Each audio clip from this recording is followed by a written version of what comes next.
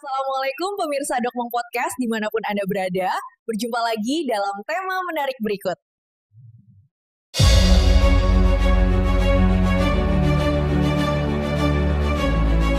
Selamat datang kembali di sesi pembahasan mendalam kita.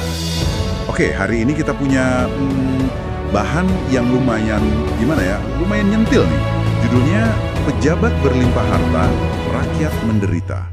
Kalau dilihat dari gaya penulisannya sih, ini kayaknya teks khutbah Jumat gitu ya. Isinya langsung nonjok, nunjukin perbedaan tajam antara gaya hidup, ya katakanlah oknum pejabat ya, dengan kondisi masyarakat kita pada umumnya. Betul, dan ini penting banget di awal. Teks ini memang sengaja atau ya jelas banget membingkai isunya itu dari kacamata agama, Islam dalam hal ini. Jadi kita perlu paham konteks itu biar ngerti kenapa argumennya dibangun seperti itu. Ini bukan sekedar laporan fakta, tapi ada tujuan. Ya, persuasifnya lah. Oke, setuju. Misi kita di sini kan bukan buat setuju atau nggak setuju ya, tapi lebih ke yuk kita bongkar aja isinya, lihat argumennya, data yang dipakai kalau ada, terus ya itu tadi, sudut pandangnya. Mari kita coba kupas bareng-bareng lah ya. Siap. Oke, kita mulai dari yang paling depan nih. Bagian yang kayaknya paling bikin wah gitu ya. Kritik soal kenaikan gaji, tunjangan pejabat. DPR disebut secara spesifik. Terus langsung dibenturin sama kondisi rakyat yang lagi susah, katanya gitu. Ada angka-angka juga disebut, 3 juta per hari katanya. Terus apalagi tuh, sekitar 100 juta sebulan. Bahkan ada klaim sampai 230 juta per bulan ya, plus pajak ditanggung negara pula. Ini kan strategi retoris yang kuat banget buat bikin kontrasnya terasa nendang gitu. Angka konkret itu bikin orang langsung wow gitu kan. Iya, betul. Efeknya langsung terasa ya. Nah, itu dia. Dan yang bikin lebih nusuk mungkin, teks ini langsung bilang sumber duitnya itu pajak rakyat. Itu dia kuncinya. Betul, jadi dibangun narasi ironi. Duit dari rakyat yang lagi sulit, malah dipakai buat, ya, kemewahan pejabat menurut teks ini. Ini kan narasi yang gampang banget diterima publik dan bisa bikin emosi naik.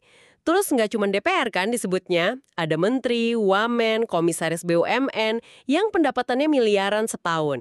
Jadi polanya sama, gambarin mereka yang di atas enak banget, kontras sama kita rakyat biasa. Dan dari situ, teksnya ngegambarin reaksi publik yang keras ya. Ada kritik, bahkan sampai ada yang minta DPR dibubarin gitu. Terus disinggung juga soal perilaku. Ada contoh aksi joget-joget anggota dewan. Itu dianggap kayak nambahin garam di atas luka gitu ya. Kayak nggak peka dan ngerusak wibawa. Jadi bukan cuma angka, tapi sikap juga disorot. Tepat sekali. Perilaku itu dipakai buat ngedorong argumen berikutnya. Gaji tinggi, fasilitas mewah, tapi kok kinerjanya nggak sebanding. Nah, di sini teksnya mulai masuk ke evaluasi kinerja. Tapi ya dari sudut pandang yang kritis banget. Klaimnya, angka miskin, pengangguran masih tinggi. Korupsi malah marak. Terus muncul istilah kunci nih, bancakan kekuasaan. Bancakan kekuasaan istilahnya. Iya, jadi jabatan publik itu menurut teks ini bukan amanah, bukan tanggung jawab, tapi kayak ya sumber daya buat diperebutkan, dibagi-bagi. Framingnya negatif banget ya. Oke, jadi kalau dirunut logikanya, gaji tinggi nggak adil karena dari pajak rakyat. Perilakunya nggak pantas, kinerjanya jelek, korupsi, miskin, jadi jabatan itu cuma bancakan. Gitu ya alurnya dibangun? Kurang lebih begitu ya, teks ini menyusun argumen yang ya koheren lah dari sudut pandangnya. Menghubungkan titik-titik itu buat sampai ke kesimpulan yang mereka mau. Nah, dari sini kritiknya melebar lagi. Nggak cuma orangnya, tapi sistemnya. Nah, ini dia. Masuk ke kritik sistem politiknya. Demokrasi kena sasar nih argumennya. Demokrasi itu mahal. Butuh modal gede buat nyalon, apalagi buat menang. Terutama DPR kan. Nah, terus ada lompatan argumen yang, wah ini menarik banget. Karena modalnya gede, pejabat yang kepilih jadi punya dorongan buat balik modal. Betul. Dan teks ini bilang ada 2 cara balik modal itu. Ada yang dianggap legal, ya lewat naikin gaji, tunjangan resmi tadi. Tapi yang lebih disorot, ya jelas, yang ilegal. Suap, korupsi, skalanya juga disebut gede banget. Mungkin hiperbolis ya, tapi efektif buat bikin ngeri. Bukan lagi miliar, tapi triliun, ratusan triliun. Selalu pakai angka besar biar efeknya kuat. Jadi intinya, sistem demokrasi dengan biaya politik tingginya itu secara inheren mendorong korupsi atau minimal usaha cari kompensasi gede-gedean itu klaim yang cukup mendasar ya. Iya, fundamental banget.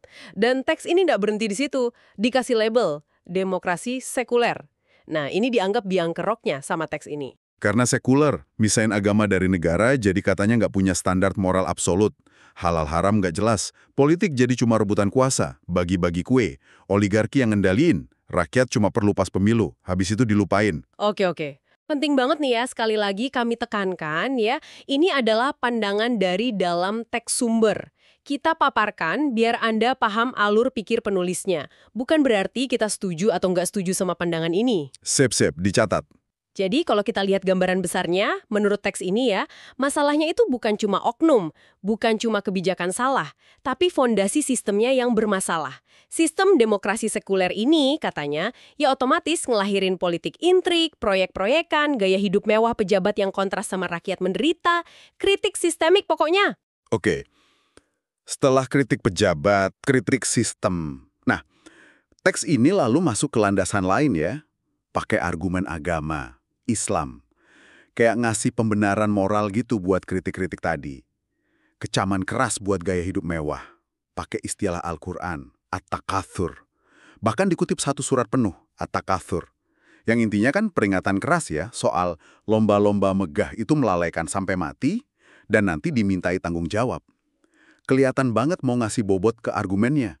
Iya, penggunaan dalil nakli, argumen dari teks suci, itu memang ciri khasnya. Nggak cuma itu, ada kutipan lain yang lebih spesifik dampaknya ke sosial politik. Dari surat Al-Isra ayat 16. Ini ditafsirkan sama teksnya sebagai peringatan. Kalau pemimpin negeri itu hidup mewah, terus durhaka sama Tuhan, itu malah bisa jadi sebab hancurnya negeri itu. Wah, ini argumen yang berat ya. Gaya hidup elit dikaitkan langsung sama nasib bangsa. Wah, iya, ada ancaman kehancuran kolektif gitu kalau pemimpinnya mewah dan durhaka. Interpretasinya keras juga ya. Keras, dan nggak berhenti di situ, dirinci lagi sama dia. Berdasarkan pemahaman mereka ya, ada 4 faktor penyebab hancurnya umat atau bangsa di masa lalu. 1, nggak taat sama syariah Allah. 2, yaitu tadi, kesenjangan parah, pemimpin mewah, rakyat miskin. 3, penguasa zalim. 4, nolak dakwah, bahkan musuhin atau ngehina utusan Tuhan. Seolah-olah lagi diagnosis kondisi sekarang pakai pola masa lalu gitu. Pola ini terus dibandingin sama konsep ideal kekuasaan dalam Islam ya. Bukan bancakan tadi, tapi amanah. Persis. Tadi kan digambarkan kekuasaan sebagai bancakan. Nah, ini antitesisnya. Dalam Islam itu amanah. Kepercayaan berat. Tanggung jawabnya bukan cuma ke rakyat, tapi ke Tuhan. Dikasih contoh kan, Khalifah Umar bin Khattab yang sederhana banget, akuntabel minta dikoreksi kalau salah. Terus Umar bin Abdul Aziz yang terkenal integritasnya, ngangguk kekuasaan itu bukan santapan, tapi beban yang bisa bikin hina kalau salah jalan. Kontras bancakan versus amanah ini jadi inti kritik moralnya. Oke, kritik ke pejabat udah, sistem politik udah, dibandingin sama idealisme Islam dan sejarah juga udah. Nah, terus gimana teks ini nyimpulin akar masalahnya? Diagnosis akhirnya apa? Diagnosis akhirnya ini cukup radikal ya. Akarnya semua masalah tadi, kesenjangan, korupsi, mewah-mewahan, kinerja buruk itu adalah diterapkannya sistem atau ideologi kapitalisme sekuler. Ideologi ini yang dianggap misahin agama, Islam khususnya, dari ngatur negara dan kehidupan publik. Pemisahan ini yang dianggap sumber kerusakannya. Dan lagi-lagi pakai kutipan Al-Quran ya, buat nguatin diagnosisnya. Betul. Kali ini surat Toha ayat 124.